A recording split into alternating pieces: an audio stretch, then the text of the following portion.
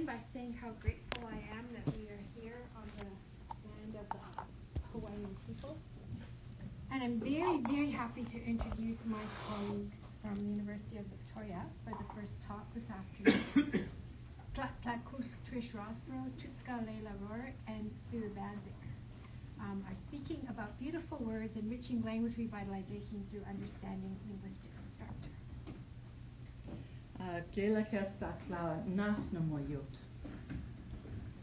True, I take it mahsanej kanaka mali in hitla patnis makuke.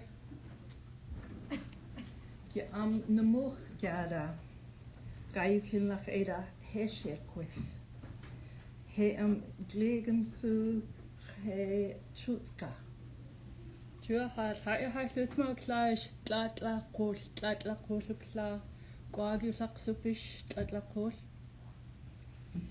So my language is Kwak'wala. We're speaking our languages that are related but different. Kwak'wala is the language of the Kwakwa people, the Kwak'wala speaking peoples.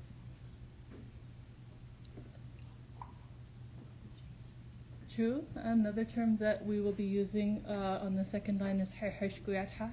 That's the language that I come from the Hesquiaht people, who are part of the Nuu-chah-nulth people, which is the last term you see up there. And what you see there is in the black and white photo is my great-grandfather's house on the beach at Tahis in our Kwakwa home. My home res in the color. That's called Hot Springs Cove as well. Indian Reserve number 6 for Hesquiaht First Nation on west coast of Vancouver Island, just north of Tofino. And that's where I grew up and that's where I come from. And chuutsqa and I are working on a project that we call Beautiful Words. And also working on this project with us is Dr. Urbanczyck. And Sue was not able to come, so if you came here to see Sue, you could leave now. And that's a picture of Sue in 2015 when our poster got to come to this conference, but I didn't.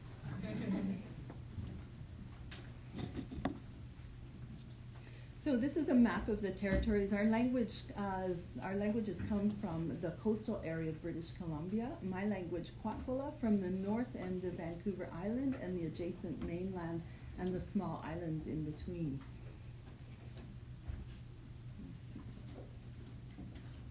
And the Nuu-chah-nulth territory is also in the yellow on the same Vancouver Island. We cover most of the west coast of Vancouver Island, 13 tribes.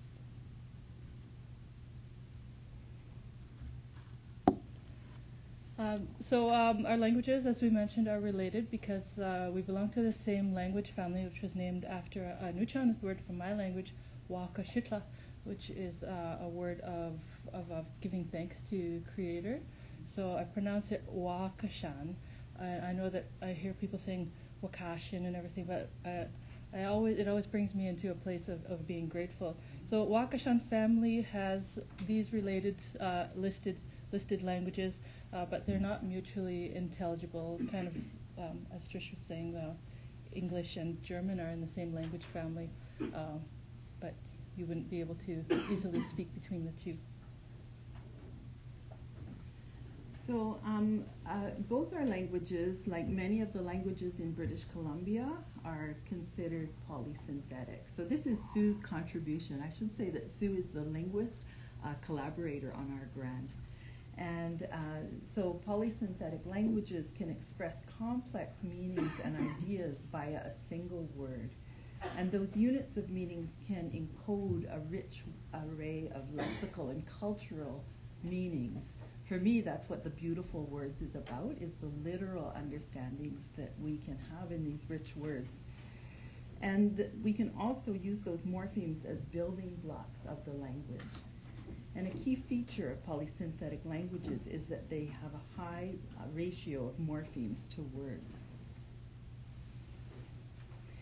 So I need to tell you a little bit about the context of learning languages in British Columbia and with our own language work, because our thinking is really influenced by this.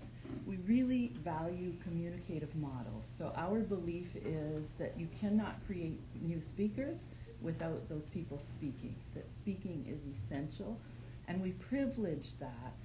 So mentor-apprentice program, or also known as the master-apprentice program, has been used quite a bit in British Columbia. We have many teams who are learning through one-on-one immersion. And we also, in our university programs, are using a model similar to mentor-apprentice and one-on-one small group approaches. Both chuutsqa and I have been MAP apprentices, and we're also instructing in that model and coach MAP teams. So in the Beautiful Words research, what I propose is that we can retain our languages by teaching them more effectively and retain the worldview and understandings that are reflected in our languages. For me, it's a lot about honoring the literal meanings of the way we speak, the metaphors that are embedded in our words, our place names, and that for me leads us to deeper understandings of Kwakwa and Nuu-chah-nulth worldviews. So I think about these three areas that really can be invitations to adult learners to begin to engage with their languages. The idea around identity, prior learning, and worldview.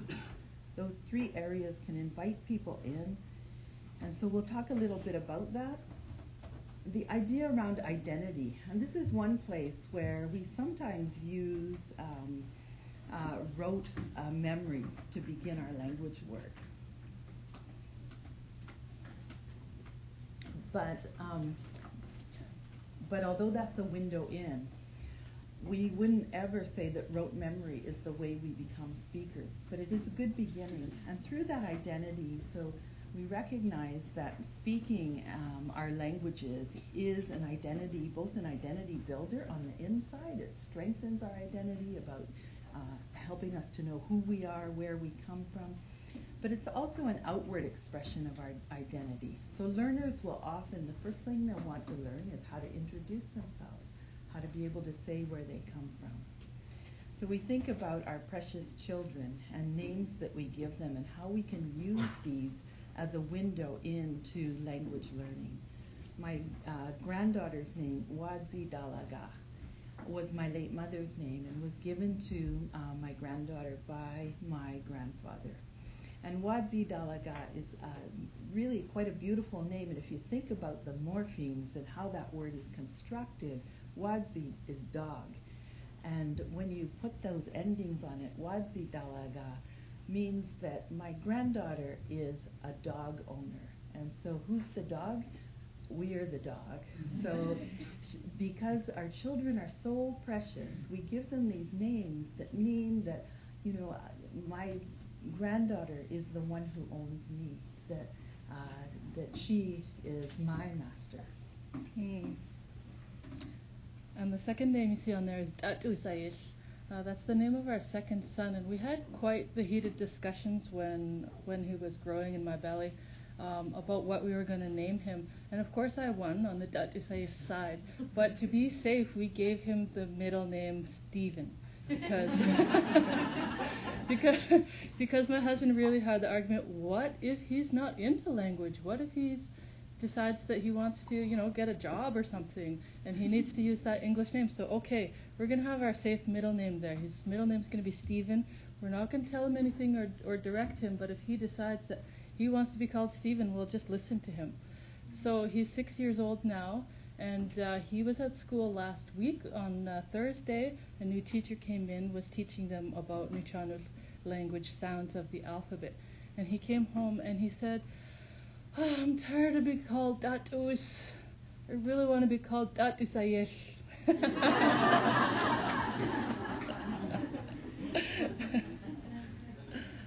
True.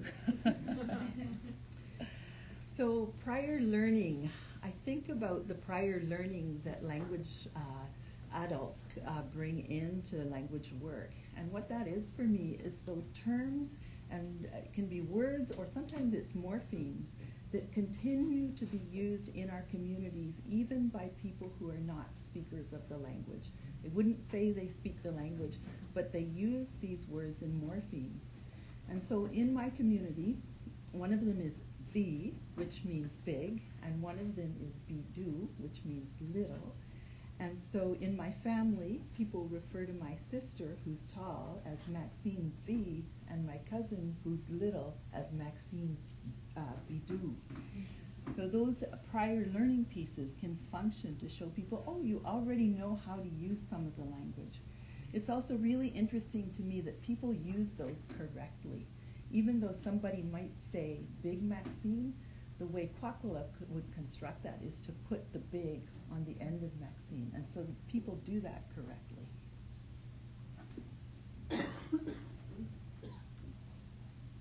Okay, so I'd like to introduce here one of our Nuu-chah-nulth elders. Her name is Tupaat Julia Lucas, and she's from Hesquiaht tribe.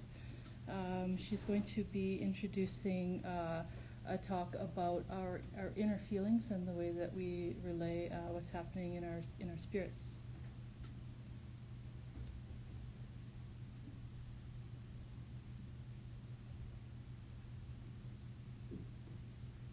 What feelings do you have in your inner body when you have a love for somebody? It's a deep inner feeling you can't describe, so they call it yakw. So I feel it. My feelings are overwhelmed with my love for yakw. So there's that damn asima yakw. So you used to not eating, not from the heart, not from the kidney or stomach. It's if you used to kʷiiʔath. This is when a child first starts knowing, experimenting the feelings of their feelings. And they used to say kʷiiʔath. The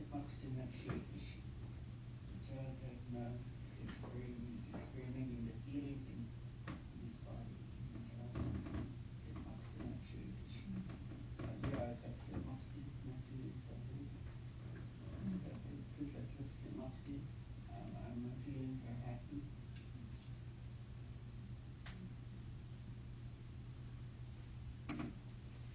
So one of the things I do with my research is I write stories, and I use stories as a way to talk about the things I'm learning.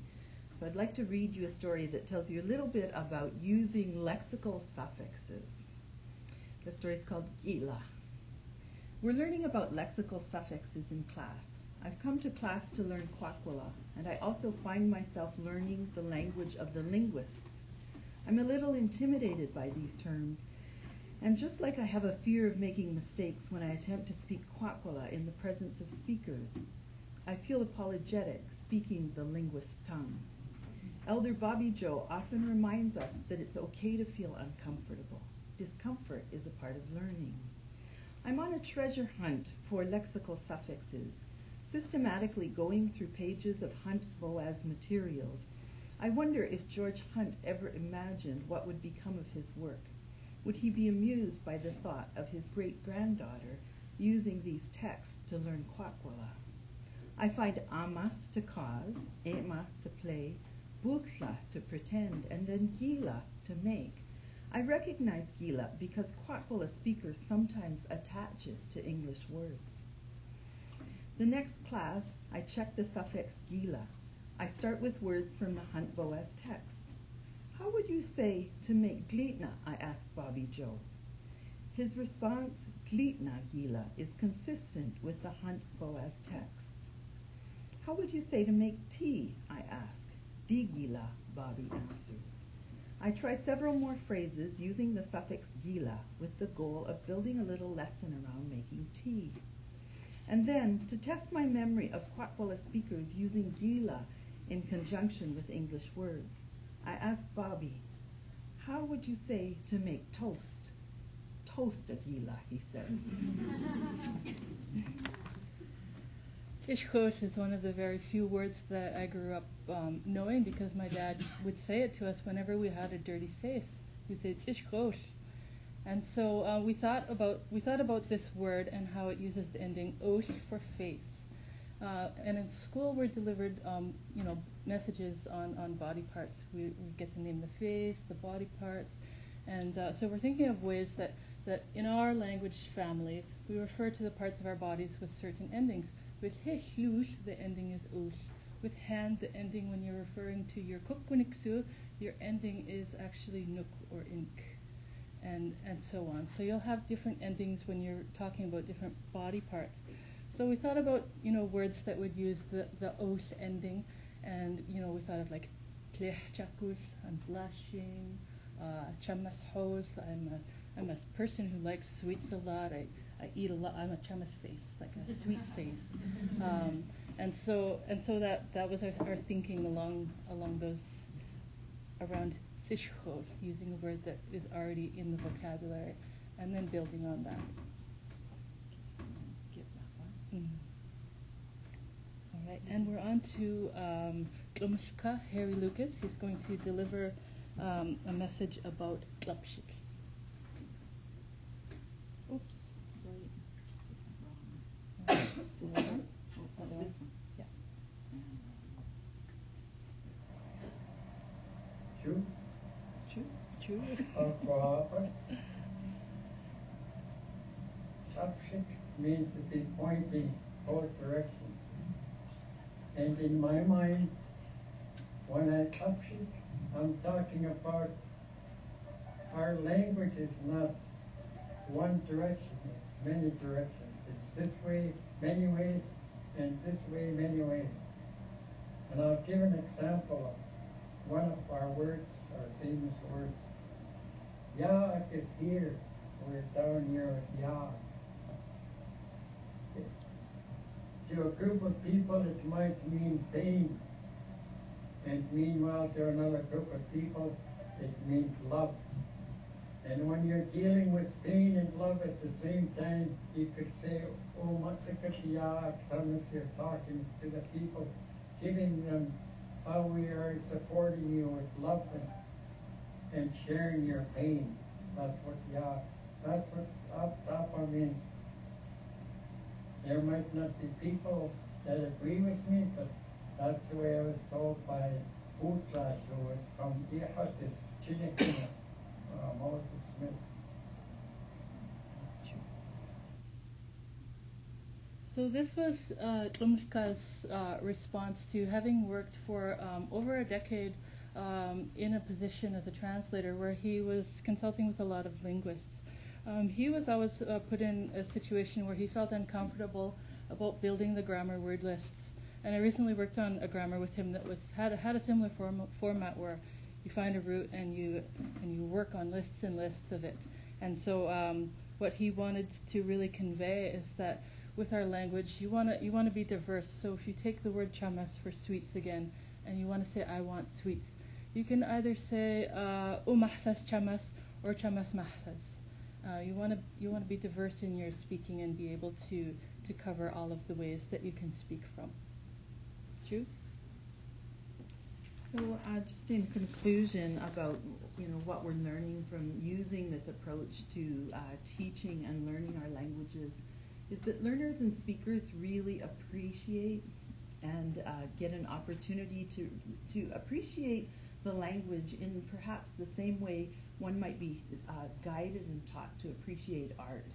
With some help, they're able to find these literal meanings and these worldview expressions that our elders that we've worked with tend to get really excited when we start to talk about these beautiful words. And some of the younger elders might not, at first glance, be able to talk about the words in this way, but when we start to find the relationships between words, they'll say things like, wow, isn't our language amazing?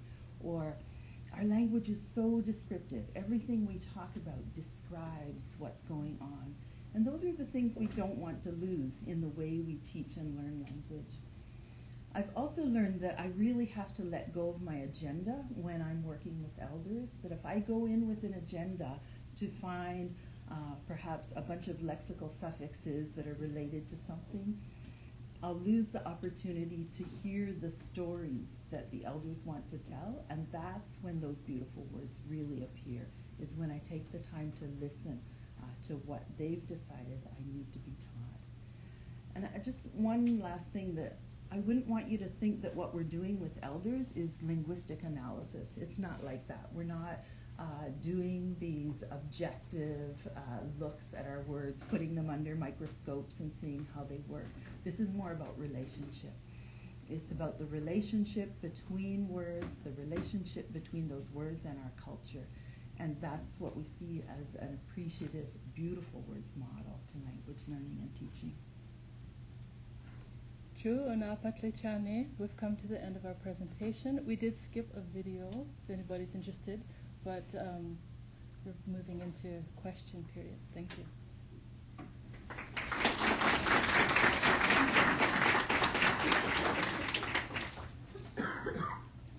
Questions for our speakers? I'd like to see the video. I was hoping somebody would. Is it this one? Yeah, that's the one, yeah.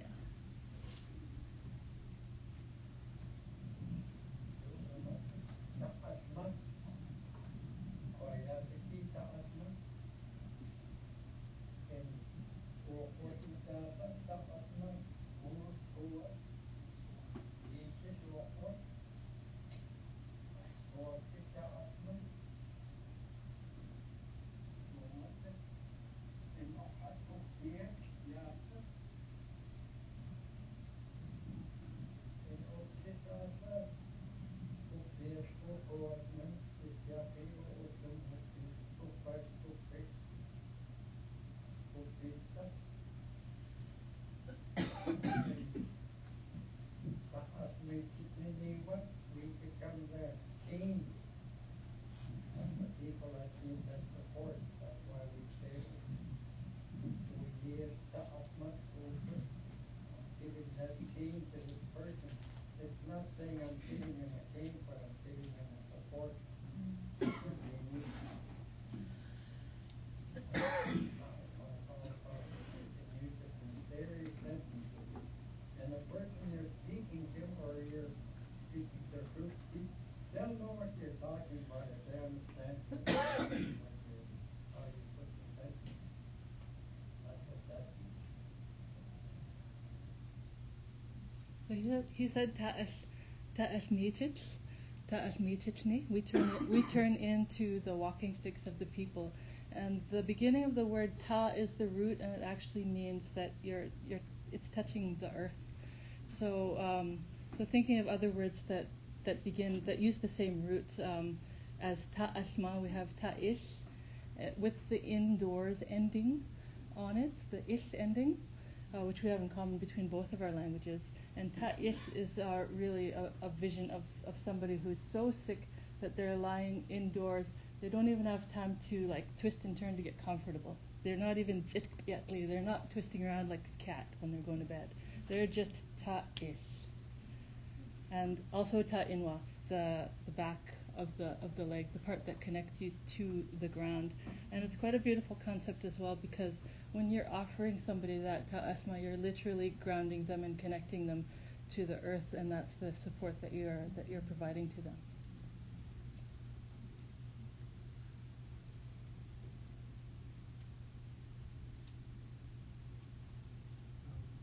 I really enjoyed this. I'm coming from kind of a linguistics background. I find myself very interested in meanings like this, but I'm having trouble finding a place for it in the way that most language documentation work goes about recording, as you said, suffixes and things like that. I was wondering if you had any ideas on how to incorporate meanings like this into what linguists often think of as their work.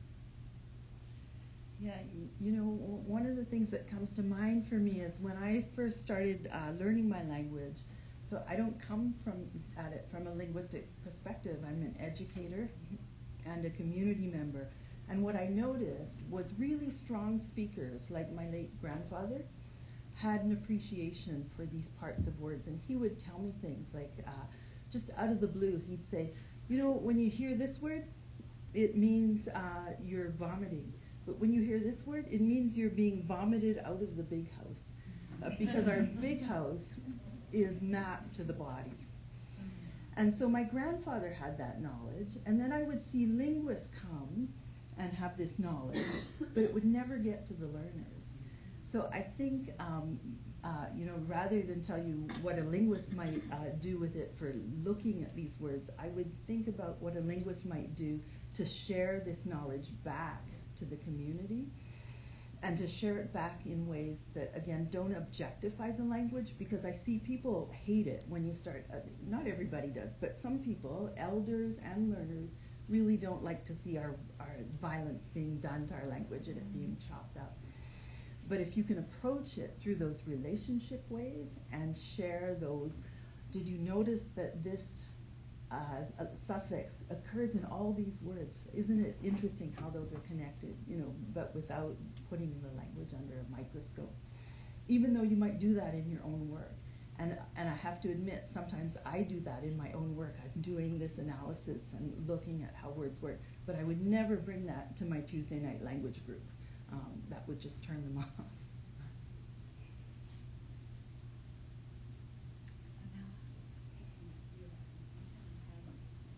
My question is more from a learner perspective. So the method that you've described, even though it has both a learner and speakers involved, it reminds me of what we talk about as language hunters.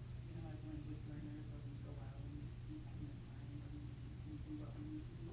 And I'm wondering what advice that you would have for language learners on how to apply the beautiful words model to their language hunting. Want me to take that? Mm-hmm. So one thing that I do, I'll take a word, for instance, kʷiiʔath, which is a beautiful word in our language, which we call our children. It means my reason for living. And that IU ending actually means the instrument for. It's the instrument. And so I will introduce a word like that and use some English. So even though our communicative models privilege being in the language, to expedite the process, I might show a learner how those parts break down, and then invite them to listen for that IU suffix. So when we're in the kitchen today, listen for that IU suffix. See if you hear it and think about what it might mean, because that IU suffix attaches itself to things like hapmayu, the instrument for eating, gadayu, the instrument for writing. So just exposing them and then to those things, those word parts, and then asking them to pay attention and watch for those.